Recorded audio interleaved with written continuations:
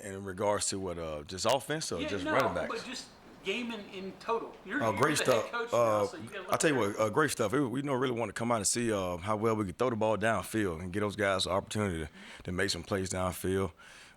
I think this is first of all, it's a quarterback friendly offense, and it's a player friendly offense, meaning it's simple. Those guys know what to do. They're confident that they know what to do, which allows them to go out there and play fast. And they just got to win in one-on-one matchups. So, and you saw that today. You saw that in like Bryce Weed making the one-on-one plays, which was great. You saw Sam James making phenomenal catch over the shoulder one-on-one situation. You saw Caden Prather did the same thing. Preston Fox, with several of those plays. So it's a player-friendly offense. We wanted to come out and show the guys that we were stretch the field, and it was great to see those guys make plays. So I thought it was really good. It was clean football too. You got to get rid of some of the false starts, But overall, I thought it was clean. It was great ball security. So good. It was pretty clean. Made some plays. Curious, I asked Dante this a couple days ago. I asked Committer this. The camaraderie that your team has. And Dante had some powerful things to say about the value of having team camaraderie, gelling, guys not complaining, that kind of thing. Why does that make a team good, and why is this team's camaraderie better than maybe it was last year? Well, it makes the team good because when you can look, when you feel like you want to, complain or make an excuse, and you can look next to a guy that you think might, do the same, and instead he's encouraging you to, play the next play and let that play go, and you continuously hear that over and over and over.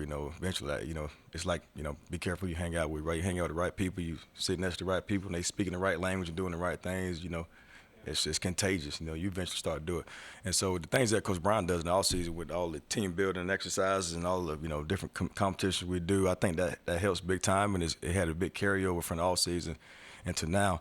And so when you can get that kind of, when you can get a lot of the, encouragement, like I call it, like I always talk about intentional positivity, being intentionally positive.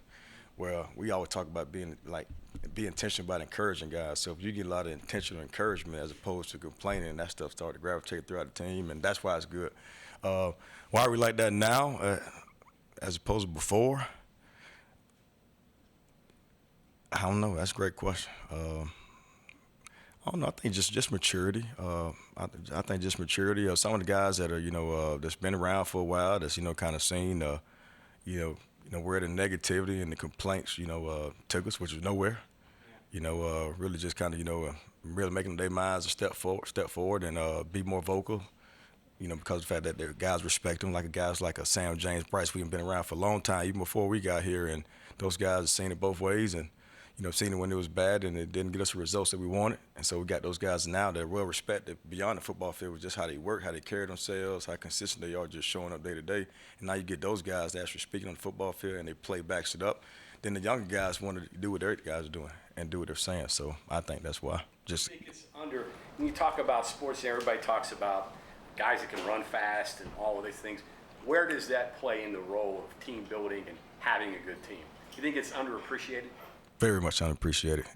Plays a big role. I mean, obviously, if you get your best players to be leaders, I mean, you're heading in the right direction. If your best players can be leaders, sometimes I think in the past, our best players weren't leaders. They were great players, but they weren't necessarily leaders. You get guys that people just respected a lot. But I think now we're at the point where we got like our best players, that are leading. And also they're workers too. So and it's not just one; it's several of them. So and it's several guys, and I think it's a lot of influence, and they got a lot of influence on the guys on the team, and they're using it in the right way. How much too does the idea of getting a new offensive coordinator in who's got a big play philosophy and wants to see those kind of plays and things happen? It's huge. I'll tell you this. I'll tell you why. So first of all, I'm one and nose head coach. That felt pretty good right there. But I say this. So it's fourth and two. And so it was 4th and 2, and then time ran out at the end of the third quarter, right? And so then we go into the fourth quarter, and then the guys come over the sideline. This is a true freshman, right? Nico Marchio just got here. He says, "Coach, let's go for it." And then all the other guys say, "Let's go for it." So when you see that, like those guys in their mind, they feel like they're invincible, right? And like they can do it all. They can do whatever they want to do, right? So you got an offensive play caller that has a similar mentality. Coupled with the mentality that those guys have, they gravitate towards it. And, it is huge. it just, it gives those guys confidence to believe in us, and it gives us confidence to believe that we can make that call when they actually go out there and execute it. So really, that's a great question, and that's huge. Is the field opening up now with these shot plays? It really is. It really is, man. Linebackers seem to be a little bit further Linebackers back up a little bit more. Those safeties back up in the box a little bit more, and it's a fun thing to see, because when you got receivers that can stretch the field and make those kind of plays, you can lose a game giving up explosive plays. And with the running backs that we got that can, hit the big plays and take to the house, not getting beat up, it opens up everything. It makes it really scary, to be honest with you. And you had the opportunity to see that today. And we've seen it. I told those guys, this is my fourth spring here. And I thought from 1 to 14 outside of the day, 1 to 14, practice 1 through 14, this is the most consistent competitive play we've seen on both sides of the ball. Really good competitive football both ways, and guys making plays both ways. Coach Brown mentioned the importance of continuing that arc through the summer. Other than in the weight room, how do your position guys, maybe the older guys with the younger guys or whatever, help them focus on certain things they need to improve on? And can you highlight a couple of those?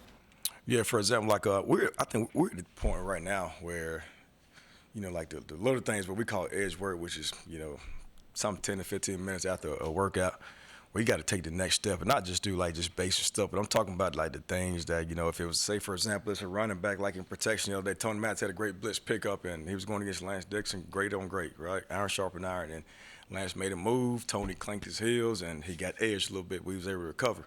Well, like when he's doing edge work in the summertime, he can't just do normal footwork drills. You got to put himself in that same situation and work on that particular drill.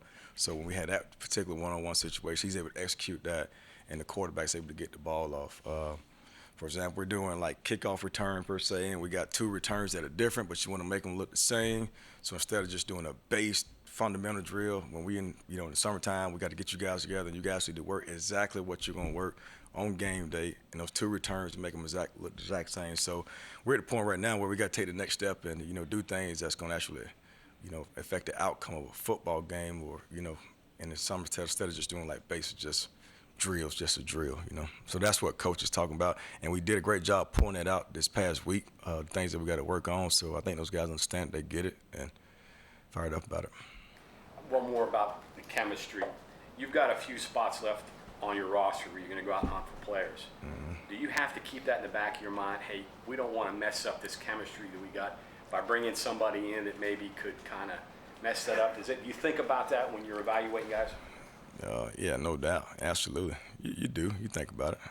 I tell you what, I lead them. I'll be honest with you, I lead that to Coach Brown. I got some guys in my room. I keep my own chemistry together. But you do think about it. And the guys know. I mean, everybody want to, we want to go win big. And so, you always got to, find a way to, if you can add another piece to, elevate your program to where we want to be. We want to be a championship program. So if you got to, add a piece that can help you do that, the guys are all, the guys are all for it. I tell you, we got a competitive bunch right now that, guys don't shy away from competition. They embrace it, and so like if we can get someone that can, elevate our team to help us get our goals, which is win championship, those guys be all for it. That's the kind of program we got. That's where one of the biggest jumps I see we've made is these kids embrace the competition. They embrace the competitiveness, and they deal where they turn it down or they give in. Anytime we face adversity, I thought Thursday scrimmage was big adversity we created on our own.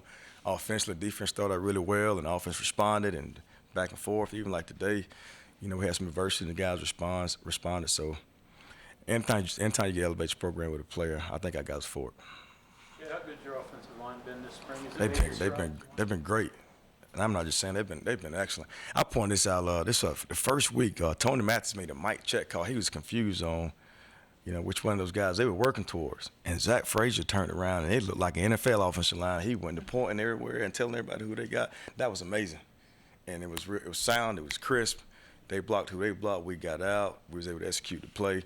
But they've been great. The camaraderie, the chemistry, the communication. And because of that, we did a phenomenal job protecting the quarterback so they can make the plays and throw the ball downfield. But they've been great. They've been the best group between them and the D-line, in my opinion. And it all started back in the offseason because they were great during the offseason as well. And they continued that momentum throughout the spring football, and hopefully they continue to do that throughout the summer conditioning program. Chad, it is like they aren't set up at the right game necessarily. Say it one more time. It's like they aren't really set up the running backs necessarily, right? Well, we for the ones we did the third. But you know what, man, that's great work because you know you never know. I think the talent we got right now, we so you know pretty diverse across the board. Where you may have games where we got to throw the football, and in today's game, you got to have 3-phase running back. You got to have backs that can be effective carrying the football. They got to be able to block, and they got to be able to catch the football. So, you know, you may have days where you know if it's clicking like that in the pass game, keep throwing it. And those guys got to be an asset in the pass game. You know, you may have days where you got to be able to run the football. So, but today the ones they were it was stud for the ones, and it was tackle for the twos. So. I was going to ask that. Like, it's not like it's a waste of data because you have to do so many other things. Did you see kind of game within the game with some of your backs doing the second? Yeah, absolutely. No, it ain't a waste of day at all because you can see the biggest thing, the reads, right? As long as they see where they need to go and make the proper reads. So, in terms of the several things, first of all, the read being the first thing. So, whether they're tackle or non-tackle, they got to be able to have their eyes where they're supposed to be and make the proper cut. And then secondly, like even at the point of attack, even when it's on third, you want to be able to see those guys have great pad level and not get stood up in the hole where their momentum completely stops. So I thought between those guys running the football today that were in third, that every time it was a situation where they might have got third, what we call it third, that their momentum was always moving forward and they didn't get completely stood up. Frustrating in the run game when you're doing thud because you're not really getting what you could get. Well, you know what? Yeah. So, again, like speak to the maturity. Like before years pass, you know, it'd be a big deal. You know, but now I think just the maturity of it. You know, those guys both ways understand. Okay, that would have been a tackle, and I think both ways those guys might understand. Well, I probably didn't get you there. So I think just maturity, those guys understand it, and they also understand too that we're really good across the board, particularly with our ones on both sides of the ball. Got to fill a couple pieces, but we need to come out here healthy, so ain't nothing to prove against one another, you know. Coach Scott, thank you. Absolutely. Thank you all.